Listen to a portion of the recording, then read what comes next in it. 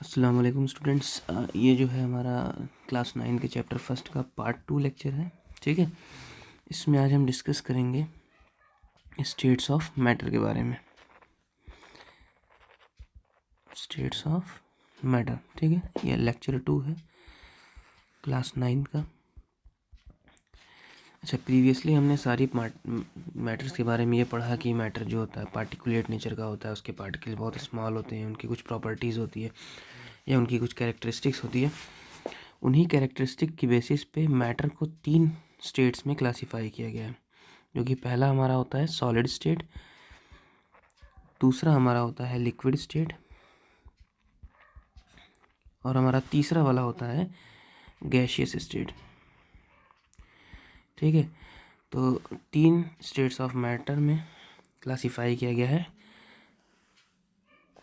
किसके बेसिस पे? पार्टिकल की कैरेक्टरिस्टिक्स के बेसिस पे। तो सबसे पहले अगर हम बात करें सॉलिड स्टेट की, तो सॉलिड स्टेट में इसके पास डेफिनेट शेप होता है, मतलब इसका शेप बिल्कुल फिक्स रहता है। ठीक है, इसका शेप बिल्कुल फिक्स रहता है, कोई चेंजेस नहीं आते हैं, डेफिनेट शेप। जब शेप फिक्स है तो वॉल्यूम भी फिक्स होगा। ठीक है, इसलिए इसका फिक्स्ड वॉल्यूम भी होता है।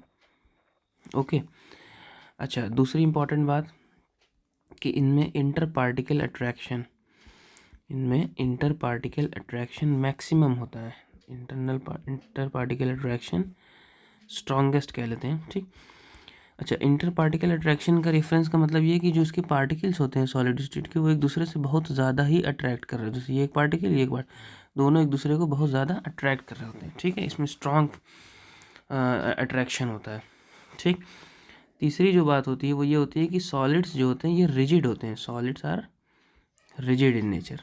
ओके, रिजिड का मतलब हार्ड होते हैं और नॉन कंप्रेसिबल होते हैं, मतलब इनको हम कंप्रेस नहीं कर सकते, नॉन कंप्रेसिबल होते हैं।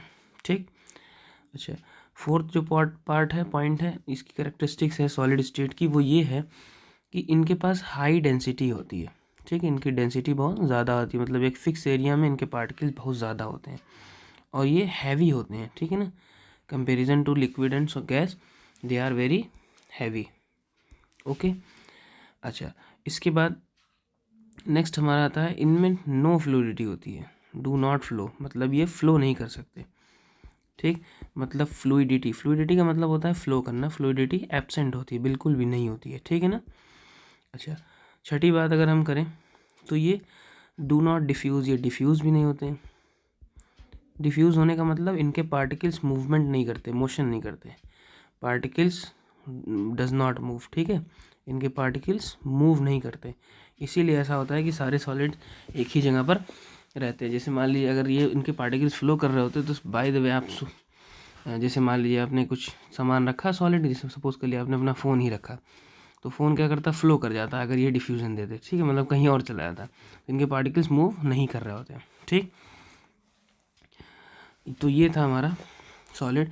अब इसके एग्जांपल बहुत सारे हैं, जैसे टेबल हो गया, चेयर हो गया, आपका फ़ोन हो गया, ठीक है, बुक्स हो गई, पेन हो गई, पेंसिल हो गई। ठीक, ये सारी चीज़ें होती हैं। अब हम लिक्विड स्टेट की बात करें अगर, तो लिक्विड के पास वॉल्यूम तो फिक्स होता है लेकिन उनका शेप फिक्स नहीं होता। Does not have fixed shape. कहने का मतलब ये कि हम लिक्विड को जिस भी कंटेनर में रखेंगे उसका शेप ले लेगा। जैसे माने बॉल में रखा तो बॉल का शेप ले लेगा, हमने कप में रखा तो कप का शेप ले लेगा, ग्लास रखा तो ग्लास का शेप ले लेगा, इस तरह से होता है। ठीक है, अच्छा, दूसरी बात, इनमें inter particle attraction comparison to solid थोड़ा कम होता है। इंटर पार्टिकल अट्रैक्शन इनमें लेस होता है सॉलिड से। ठीक है, सॉलिड से लेस होता है। ठीक, ये जो होते हैं ये अब ये बहुत ज़्यादा तो कंप्रेसिबल नहीं होते लेकिन स्लाइटली कंप्रेसिबल होते हैं। ठीक है ना, स्लाइटली कंप्रेसिबल होते हैं लिक्विड्स। ओके, अच्छा, फोर्थ पॉइंट, इनकी डेंसिटी जो होती है वो इनकी जो डेंसिटी होती है वो लेस होती है सॉलिड से, लेस देन सॉलिड होती है। ठीक है ना, इनकी डेंसिटी जो होती है वो क्या होती है, लेस देन सॉलिड होती है। ठीक, थोड़ा ज़्यादा डेंस होते हैं। अच्छा, ये जो होते हैं फ्लूइड होते हैं। फ्लूइड का मतलब ईजिली फ्लो कर सकता है, ठीक है। ये जो है क्या कर सकता है, ईजिली फ्लो कर सकता है, ठीक है। अच्छा, दूसरी बात, इसमें डिफ्यूजन होता है सॉलिड से ज़्यादा। डिफ्यूजन जो होता है मोर देन सॉलिड होता है, ठीक है। मतलब ये फ्लो कर सकता है, के पार्टिकल्स मूव कर सकते हैं। सॉलिड के पार्टिकल्स एकदम नहीं मूव कर सकते, लिक्विड के थोड़े मूव कर सकते हैं, ठीक है। जैसे इसका एग्जांपल ले लीजिए आप, तो जैसे सबसे कॉमन एग्जांपल वाटर हो गया, ठीक है, मिल्क हो गया, कोई सॉल्यूशन हो गया, या कोल्ड ड्रिंक्स वगैरह हो गई, ये सारे क्या होती हैं, लिक्विड होती हैं, एक्सेट्रा। ओके, अब आता है हमारा gaseous state.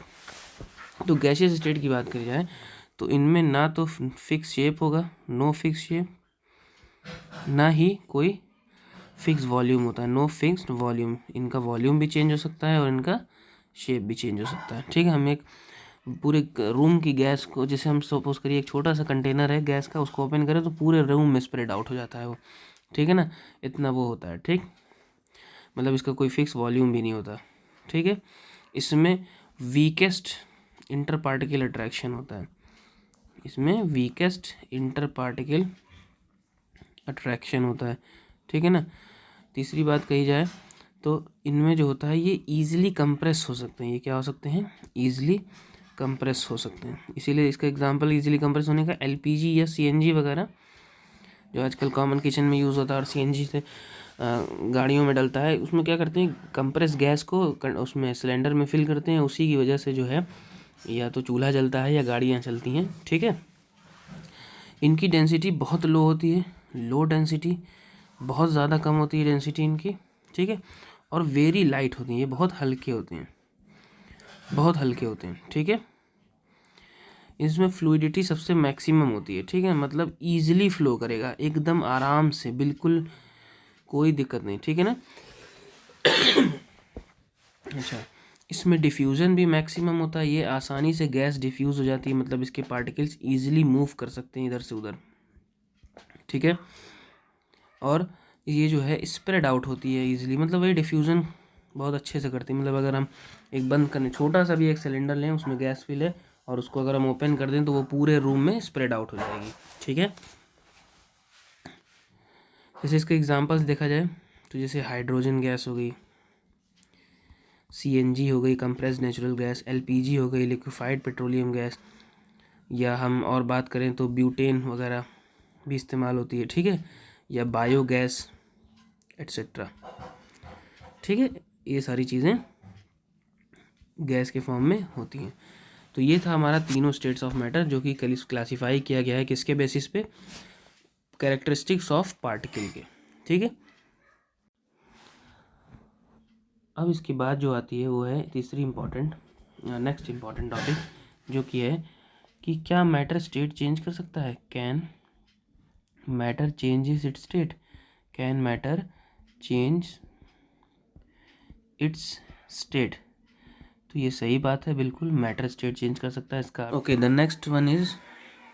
Next one is very important topic, can matter change it's state.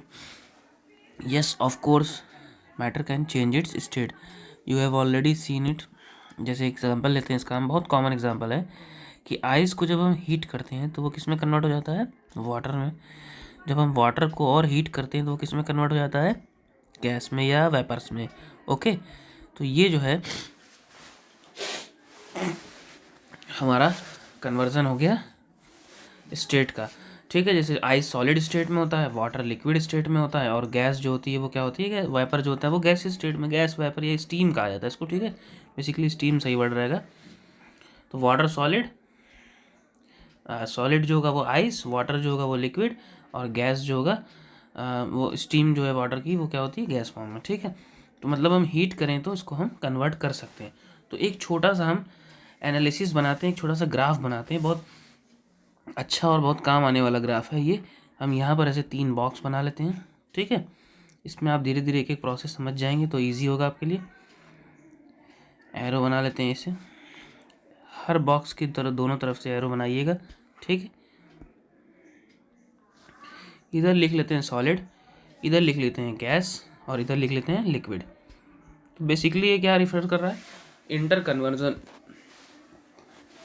Basically ये क्या रिफर कर रहा है, इंटर कन्वर्जन रिफर कर रहा है। Okay, inter conversion of states of matter, मतलब आपस में कन्वर्ट होने का एक छोटा सा ये ग्राफ है। Okay sorry. अच्छा, अब इसमें हम कोई भी एक तरफ से शुरू करते हैं। जैसे सॉलिड से गैस में कन्वर्ट होता है तो उस प्रोसेस को हम लोग बोलते हैं सब्लिमेशन। ओके, सॉलिड से गैस में कन्वर्ट होता है उसको हम लोग क्या बोलते हैं, सब्लिमेशन। गैस से सॉलिड में कन्वर्ट होता है उसको हम लोग बोलते हैं डिपोजिशन। यहाँ पर थोड़ा सा कन्फ्यूज़न क्रिएट होता है डिपोजिशन और सब्लिमेशन में।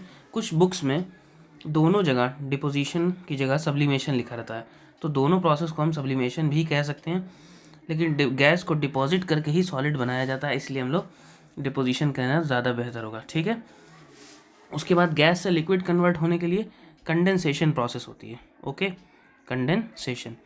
और लिक्विड से गैस के लिए इसको हम लोग बोलते हैं वेपोराइजेशन। Okay, vaporisation. सॉलिड से लिक्विड जाने के लिए हमको इस्तेमाल करनी पड़ती है जो प्रोसेस होती है उसको बोला जाता है मेल्टिंग। और लिक्विड से सॉलिड वाली जो प्रोसेस होती है उसको हम लोग बोलते हैं सॉलिडिफिकेशन। उसको हम लोग क्या बोलते हैं, सॉलिडिफिकेशन। ओके, ये जो प्रोसेस होती है ये एक तरह से ये सारी प्रोसेसेस रिफ़र कर रही हैं स्टेट चेंज को मैटर के। ठीक, इनमें बहुत सारी प्रोसेस ऐसी हैं जो टेम्परेचर डिपेंडेंट है। ठीक है, बहुत सारी प्रोसेस ऐसी हैं जो प्रेशर डिपेंडेंट है। तो इंडिविजुअली जो है ये टॉपिक्स हम लोग स्टडी कर सकते हैं। जैसे फॉर एग्जांपल अगर हम बात करें मेल्टिंग की, तो मेल्टिंग का मतलब होता है सॉलिड से लिक्विड में जाना हीट करके। ओके, अगर हम सॉलिडिफिकेशन की बात करें तो सॉलिडिफाई करना, किसी चीज़ को जमाना। ठीक है, तो हम क्या करेंगे, लिक्विड से जाते हैं किस में, सॉलिड में। बस यहाँ पे टेम्परेचर को लो करते हैं, लो टेम्परेचर करते हैं मतलब ठंडा करते हैं इसको। ठीक, तो टेम्परेचर के चेंज से हम इसको कर सकते हैं। ठीक है, इसमें एक और दो इम्पॉर्टेंट प्रोसेसेस का बार बार मेंशन किया जाता है। पहला है लिक्विफैक्शन। पहला है क्या, लिक्विफैक्शन। ओके, लिक्विफैक्शन बेटा एक ऐसी प्रोसेस होती है जिसमें गैस को कन्वर्ट किया जाता है लिक्विड में। गैस को कन्वर्ट किया जाता है किसमें, लिक्विड में, बाय इंक्रीजिंग प्रेशर, प्रेशर बढ़ा के। Okay, by increasing pressure, pressure को बढ़ा के हम गैस को लिक्विड में कन्वर्ट में करते हैं। इस प्रोसेस को बोलते हैं हम लोग लिक्विफैक्शन। जैसे ये होता कैसे है, देखिए, एक हम ऐसे चैम्बर लेते हैं जिस पे एक पिस्टन लगा होता है। ऐसे हम इस चैम्बर को ले लेते हैं, थोड़ा स्ट्रॉन्ग मोटा चैम्बर होता है ये। ठीक है, इसके अंदर यहाँ पे एक पिस्टन लगा होता है जो कि फ्रीली नीचे की तरफ मूव कर सकता है जब प्रेशर अप्लाई किया जाए। तो इसमें गैस के पार्टिकल्स इस तरह से घूम रहे होते हैं। ओके, इसमें गैस के पार्टिकल्स इस तरह से घूम रहे होते हैं। अब हम जब प्रेशर अप्लाई करेंगे नीचे की तरफ, मतलब हम प्रेशर बढ़ाएंगे, तो प्रेशर बढ़ाएंगे तो होगा क्या, ये गैस जो होगी क्या होगी, अपने उस फिनोमेना जो कि हमने पहले भी इसकी प्रॉपर्टीज़ में स्टडी किया है, कंप्रेसिबिलिटी की वजह से, कंप्रेस होने की वजह से ये क्या होगा, नीचे की तरफ मूव करेगा और पिस्टन धीरे धीरे नीचे आएगा। नीचे आकर सपोज कर लिए यहाँ तक आ गया, सब मूव करके यहाँ तक आ गया। ठीक है, तो अब गैस क्या होगा, थोड़ा इकट्ठा हो गई। इसी तरह से हम लगातार प्रेशर बढ़ाएंगे तो गैस जो होगी कन्वर्ट हो जाएगी किसमें, लिक्विड में। इस प्रोसेस को बोला जाता है लिक्विफैक्शन। ठीक है, यहाँ पर प्रेशर का इस्तेमाल किया जाता है। ओके, इसके बाद एक और इम्पॉर्टेंट प्रोसेस आती है जिसको हम लोग बोलते हैं वेपोराइजेशन। जिसको हम लोग क्या बोलते हैं, वेपोराइजेशन। ठीक है, वेपोराइजेशन। वेपोराइजेशन फिनोमेना को बोलते हैं लिक्विड को किस में कन्वर्ट करना, गैस में कन्वर्ट करना, at its boiling point. At its boiling point मतलब बॉइलिंग पॉइंट वो टेम्परेचर जिस पे कोई लिक्विड बॉयल होती है, उस लिक्विड पर ले जाके, उस टेम्परेचर पर ले जाके किसी लिक्विड को गैस में कन्वर्ट करना कहलाता है वेपोराइजेशन। ठीक है, ये इम्पॉर्टेंट फिनोमेना है। ये दोनों इम्पॉर्टेंट फिनोमेना हैं जो कि मेंशन किए जाते हैं, बार बार इसे क्वेश्चंस भी पुट अप होते हैं। ठीक है,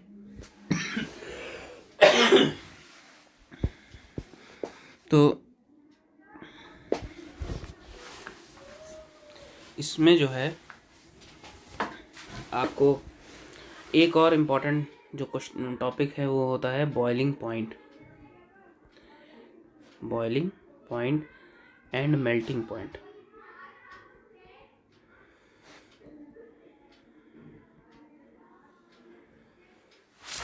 देखिए बॉइलिंग पॉइंट और मेल्टिंग पॉइंट का बार बार मेंशन हो रहा है, बॉइलिंग पॉइंट और मेल्टिंग पॉइंट का मेंशन हो रहा है काफ़ी बार। तो मेल्टिंग पॉइंट क्या होती है? वो टेम्परेचर जिस पे कोई भी सॉलिड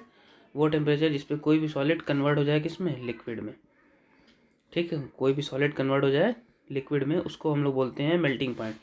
बॉइलिंग पॉइंट में पुराने डेफिनेशन या यूजुअल डेफिनेशन वो है कि जब कोई भी liquid boil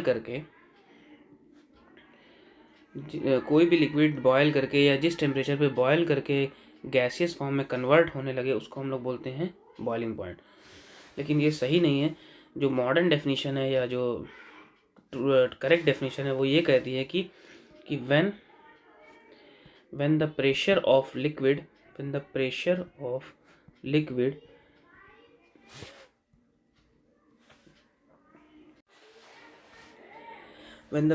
liquid become equal